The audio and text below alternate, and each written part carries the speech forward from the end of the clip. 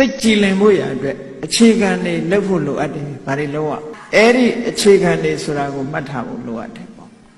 ။နံပါတ်1စိတ်ကြည်လင်ဖို့ကြိုးစားမယ်ဆိုလို့ရှိရင်ဟိရိဥတ္တပဆိုတဲ့တရားကိုရှင်းဆိုတိဆောက်ကိုယ့်ရဲ့စိတ်ထဲနှလုံးထဲမှာဟိရိနဲ့ဥတ္တပဟိရိဆိုတာမဟုတ်တာလောက်ရမှာရှက်တယ်အဲ့ဒါကိုပြောတာနော်ရှက်တယ်ဆိုတာလူတွေမှာလူကြတဲ့စကားပြောရမှာရှက်တာတို့ဘိုးသွားရှက်ဒါမျိုးတွေပြောတာမဟုတ်ဘူးမဟုတ်တာလောက်ရမှာရှက်တယ်မဟုတ်တာပြောရမှာရှက်တယ်အကုသိုလ်ဒုစရိုက်တွေနဲ့ပတ်သက်ပြီးတော့ကိုယ်တဏ္ဍာမှာဖြစ်လာမှာရှက်တယ်ယွန်းတယ်အကုသိုလ်မှန်တယ်မြတ်မုန်းတီးတယ်ဟော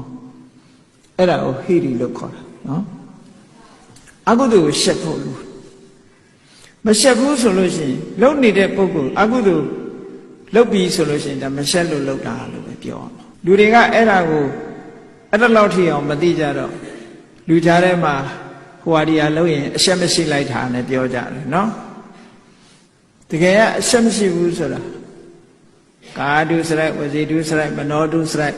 ကောသနာမှာဖြစ်ခွင့်ပေးထားရင်အရှက်မရှိဘူးလို့ပဲပြောမှာပဲအရှက်မရှိဘူးရဲ့အဓိပ္ပာယ်ကိုပြည့်ပြည့်ဝဝနားမလည်တဲ့အခါကျတော့အရာထဲမှာအရှက်မရှိဘူးဆိုတာမလုံးမချုံဝဋ္ဌာကိုအရှက်မရှိဘူးလို့ပြောခြင်းပြောမယ်လူကြားထဲမှာဟိုလမ်းပေါ်မှာထွက်ပြီးတော့ရံဖြစ်ရဲတာတို့အရာထဲမှာမြင်မကောင်းရှုမကောင်းဖြစ်အောင်ဆဲတာဆိုတာကြားမကောင်းရှုမကောင်းဖြစ်အောင်ဆဲတာဆိုတာအဲ့ဒါမျိုးကြတော့အရှက်မရှိဘူးလို့ပြောကြတာအရှက်မရှိဘူးရဲ့အဓိပ္ပာယ်ကိုယ်တဏ္ဍာမှာအကုသိုလ်တွေဖြစ်ခံနေတဲ့ပုဂ္ဂိုလ်တိုင်းဟာအရှက်မရှိဘူးလို့ပဲပြောအောင်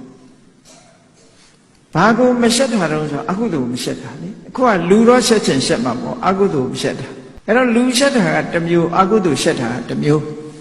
အဲ့ဒီနှစ်ခုကိုယ်ပဲပြပြသိဖို့လိုတယ်အကုသိုလ်ကိုရှက်ဖို့လိုတယ်အကုသိုလ်ကိုရှက်တာကိုဆက်ဆုပ်တာကိုဟိရိလို့ခေါ်တယ်ဥတ္တပဆိုတာကြတော့အကုသိုလ်နဲ့ပတ်သက်ပြီးတော့လန့်နေကြောက်လန့်နေကြောက်တယ်ဆိုတာအကုသိုလ်မိမိတဏ္ဍာမှာဖြစ်လာမှာကြောက်တယ်အကုသိုလ်မိမိတဏ္ဍာမှာဖြစ်ပေါ်လာလို့ရှိရင်ခံရမယ့်အကျိုးဆက်တွေကိုလည်းကြောက်တယ်ဟောအဲ့ဒါကို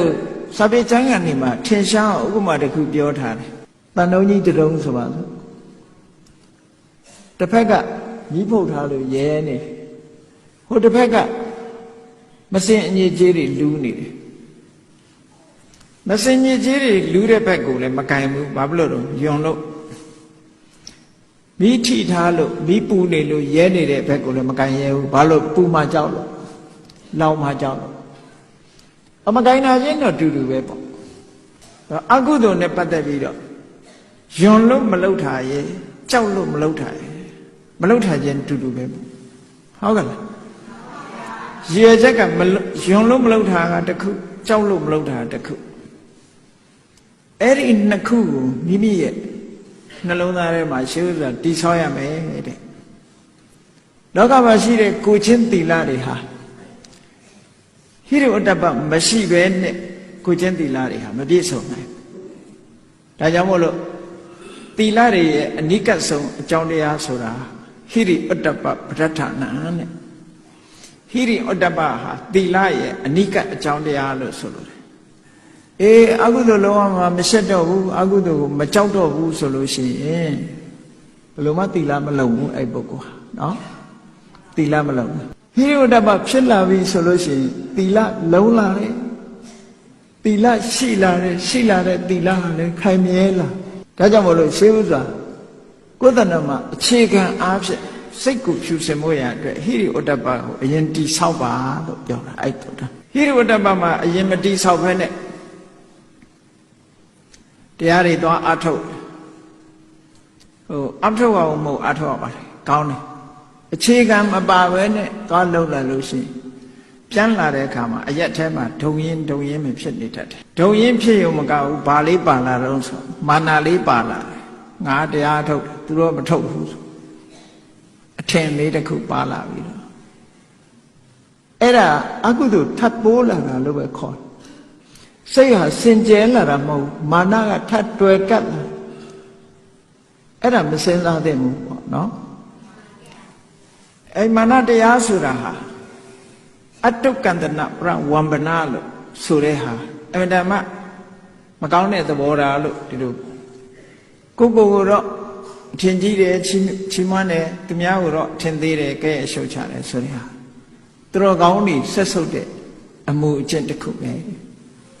ဒါကြောင့်မို့အဲ့ဒါမျိုးကိုယ်တဏ္ဍမှာမဖြစ်စေရဘူးကိုယ်တဏ္ဍမှာအဲ့ဒါမျိုးမဖြစ်စေရဘူးကိုတရားပဲကိုနှလုံးသွင်းလို့ဟောနံပါတ်1ဟိရိဝတ္တပရှုဆိုတိဆောက်ပါတဲ့နံပါတ်2ကဘာလောက်ရမှာလို့ဆိုအဲ့ဒါတိဆောက်ထားလို့ရှင်ကိုနဲ့ပြုတ်လို့ရမယ်အကျင့်နေစင်ကြယ်အောင်လုပ်ဒါဘာပြောတာတော့ဆိုကာယကံနေစင်ကြယ်ရမယ်လို့ပြောတာကာယကံကဘယ်လိုစင်ကြယ်တာတော့ဆိုရင်သူများအသက်တတ်ချင်းမှရှောင်တယ်ရှောင်ရုံနဲ့မကဘူးတတ္တဝါတွေပေါ်မှာတနာတယ်ဆိုကာယကံစင်ကြယ်တယ်လို့ခေါ်တယ်သူများဥစ္စာခိုးခြင်းမှရှောင်ခြင်းတယ်မတရားတဲ့နေ့နဲ့ယူခြင်းမှရှောင်ခြင်းတယ်ရှောင်ခြင်းုံနဲ့မကဘူးသူများပစ္စည်းဆိုလို့ရှိရင်လုံးဝမလို့ခြင်းပေးတာကဏ္ဍမှတပါသူများပစ္စည်းကိုကဲအောင်လုပ်တယ်ဟောကာယကံမှုစင်ကြယ်ကာမိတုမိစ္ဆာစာရမှရှောင်တယ်ရှောင်ရုံနဲ့မကဘူးစိတ်နဲ့တောင်မပြတ်မအောင်ကိုယ်ဆိုင်တယ်ဟောကာယကံမှုစင်ကြယ်အဲ့ဒီစင်ကြယ်အောင်အရင်လုပ်တယ်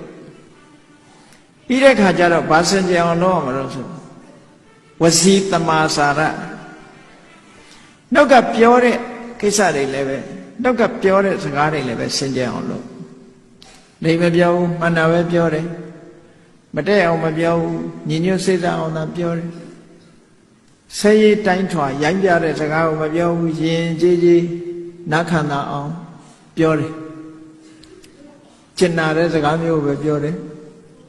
အကျိုးမဲ့စကားတွေကိုမပြောဘူးအကျိုးရှိတဲ့တရားစကားလိုဟာမျိုးပြောတယ်